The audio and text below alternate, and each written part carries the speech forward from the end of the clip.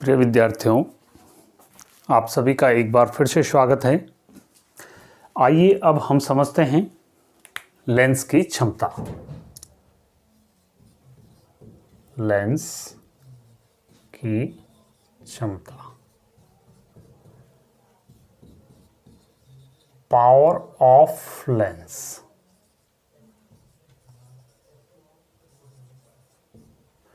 Power of a lens. देखिए, आप सभी जानते हैं लेंस, उत्तल लेंस और अवतल लेंस। उत्तल लेंस की बनावट कैसे होती है, अवतल लेंस की बनावट कैसे होगी, ये आप सभी जानते हैं। लेंस का जो कार्य होता है, जब इसमें से होकर के प्रकाश की किरण गुजरती है तो ये प्रकाश की किरणों को, आपको ध्यान होगा, उत्तल लेंस प्रकाश की किरणों को मुख्य अक्ष की ओर मोड़ देता है। ये प्रकाश की किरणों को मोड़ देता है ऐसे, जबकि अवतल लेंस के केस में ऐसे ये क्या करता, प्रकाश की किरणों को ऐसे आ रही थी, ये बाहर की ओर को मोड़ देता है ऐसे। तो कोई भी लेंस, चाहे वो उत्तल हो चाहे वो अवतल हो, ये दोनों ही लेंस किसी भी प्रकाश की किरणों को मुख्य अक्ष की ओर या मुख्य अक्ष से दूर कितना मोड़ पाता है, वो हम क्या कहते हैं, लेंस की क्षमता। सिंपल भाषा में हम क्या कह सकते हैं, किसी भी लेंस द्वारा प्रकाश की किरणों को मुख्य अक्ष की ओर मोड़ना या मुख्य अक्ष से बाहर की ओर को उसे फैला देना लेंस की क्षमता कहलाती है। यानी जो लेंस प्रकाश की किरणों को ज़्यादा मुख्य अक्ष की ओर मोड़ेगा या ज़्यादा मुख्य अक्ष से बाहर की ओर मोड़ेगा, उसकी क्षमता उसी हिसाब से क्या हो जाएगी, उतनी ही अधिक होगी। ठीक है, एक बात। दूसरी बात, देखिए, आप यहां पर देख रहे होंगे कि एक लेंस, मैं उत्तल लेंस की बात कर रहा हूं अभी, ये एक उत्तल लेंस है, ये भी एक उत्तल लेंस है, ये भी एक उत्तल लेंस हो गया और ये भी उत्तल लेंस हो गया। तो ये चार प्रकार के उत्तल लेंस मैंने बनाए, सब है उत्तली लेंस है। अब इसमें आप देखिए कौन प्रकाश की किरणों को ज़्यादा मोड़ेगा। आप इससे डेफिनेटली, अगर आपने जो है उत्तल लेंस को पीछे से जितना भी अभी तक हमने पढ़ाया, जो समझ गए होंगे उत्तल लेंस को, जो आप जितना भी समझ गए होंगे, आप इससे समझ जाएंगे एक उत्तल लेंस ये है, एक ये है, एक ये है और एक ये लेंस है। ये उत्तल लेंस देखिए थोड़ा सा मोटा है, ये पतला है बिल्कुल सा, ये थोड़ा सा इससे ज़्यादा मोटा है और इससे ज़्यादा मोटा ये हो गया। ठीक है, तो कौन सा ऐसा लेंस है इसमें जो प्रकाश की किरणों को ज़्यादा मोड़ेगा, यानी प्रकाश की किरणों को कौन लेंस जो है ज़्यादा, क्योंकि ये उत्तल लेंस है, मुख्य अक्ष की ओर जो है कौन लेंस जो है ज़्यादा मोड़ने का काम करेगा।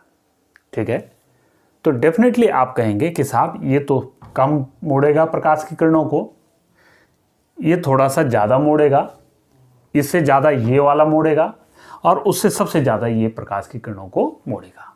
यानी कहने का मतलब ये है कि लेंस जितना ज़्यादा मोटा होगा, उसकी थिकनेस जितना ज़्यादा होगी, वो प्रकाश की किरणों को उतना ही अधिक क्या करेगा, मोड़ेगा।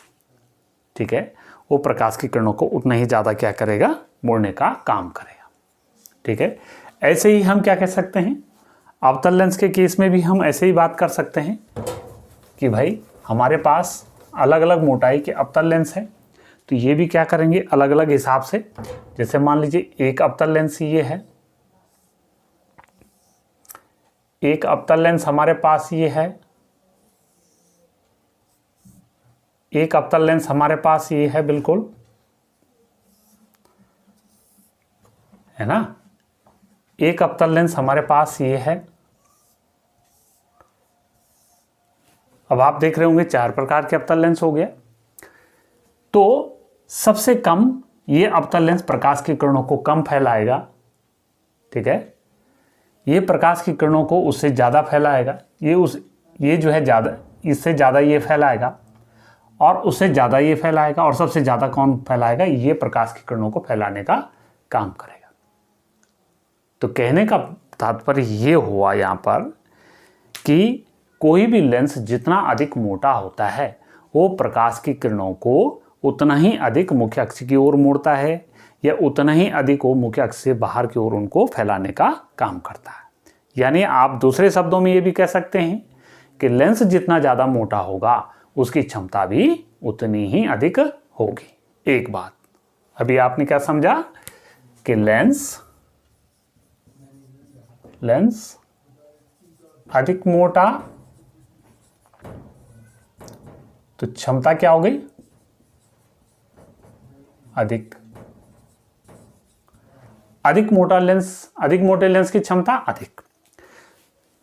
दूसरे शब्दों में हम क्या कह सकते हैं? अब देखो, यूं भी कह सकते हैं अधिक मोटा, यानी इसको हम बोलते हैं वक्रता अधिक। ऐसे भी आप इसको बोल सकते हैं, वक्रता अधिक, ऐसे भी आप कह सकते हैं। दूसरा, एक वक्रता आता है और एक वक्रता त्रिज्या भी आता है। अब देखो, जैसे ये लेंस है, ये वाला पतला लेंस, तो देखिए इस लेंस के दो वक्र पृष्ठ हैं, आप जानते हैं, एक ये हो गया, एक ये हो गया। तो ये जो आगे बनेगा तो इसकी वक्रता त्रिज्या क्या होगी? बहुत ज़्यादा होगी। माने पतले लेंस की वक्रता त्रिज्या क्या होगी? बहुत ज़्यादा होगी। आप देख रहे होंगे कि जब हम ये जो वक्र पृष्ठ है इसका पहला वाला, इस गोले को पूरा करेंगे तो ये बहुत बड़ा गोला बनेगा, यानी इसकी त्रिज्या भी क्या हो जाएगी? बहुत ज़्यादा हो जाएगी। ठीक है, लेकिन अगर ये इस लेंस की बात हम करें तो इसका गोला इससे क्या बनेगा? छोटा बनेगा। ठीक है, इसका और छोटा बनेगा, इसका और छोटा बनेगा, यानी अब इसकी वक्रता त्रिज्या बहुत ज़्यादा है, तो वक्रता त्रिज्या इसकी ज़्यादा होने से इसकी फोकस दूरी क्या हो जाएगी? ज़्यादा हो जाएगी। तो यानी पतले लेंस की फोकस दूरी क्या होगी? ज़्यादा हो जाएगी। तो जब लेंस की फोकस दूरी ज़्यादा है, वक्रता त्रिज्या ज़्यादा है, तो इसकी क्षमता क्या हो जाएगी? कम हो जाएगी। आप ये भी कह सकते हैं कि लेंस की क्षमता, ठीक है, उसकी फोकस दूरी के व्युत्क्रमानुपाती होती है, ऐसे भी आप कह सकते हैं। या व्युत्क्रम, लेंस की क्षमता फोकस दूरी के व्युत्क्रम के बराबर होती है, ये भी परिभाषा है। देखिए, अभी आपने ये देख लिया यहां पर,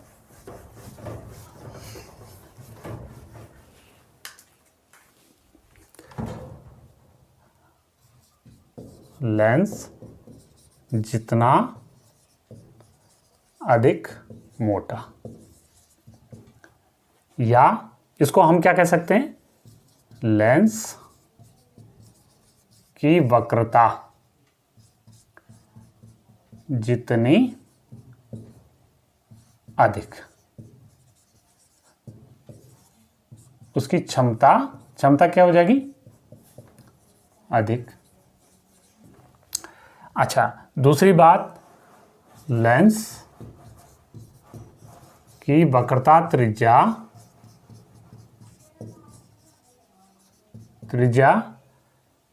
या फोकस दूरी अधिक, या इसको मैं क्या बोल सकता हूं? पतला लेंस। तो इसका मतलब क्या हो गया? क्षमता कम।